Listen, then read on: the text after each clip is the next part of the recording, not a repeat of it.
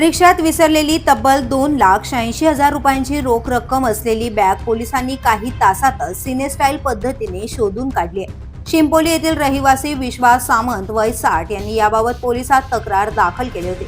मिळालेल्या माहितीनुसार 6 फेब्रुवारी रोजी पुतण्याच्या लग्नासाठी विश्वास सामंत हे बोरिवली पश्चिम येथील मयूर टॉवर चंदावरकर रोड येथे आले होते.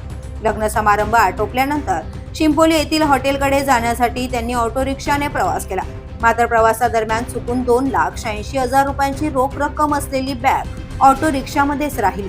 तक्रार प्राप्त होताच वरिष्ठ पोलीस निरीक्षकांच्या आदेशानुसार गुन्हे प्रकटीकरण पथकातील सहाय्यक फौजदार बहिरम आणि पोलीस शिपाई खेडकर यांनी तातडीने तपास सुरू केला.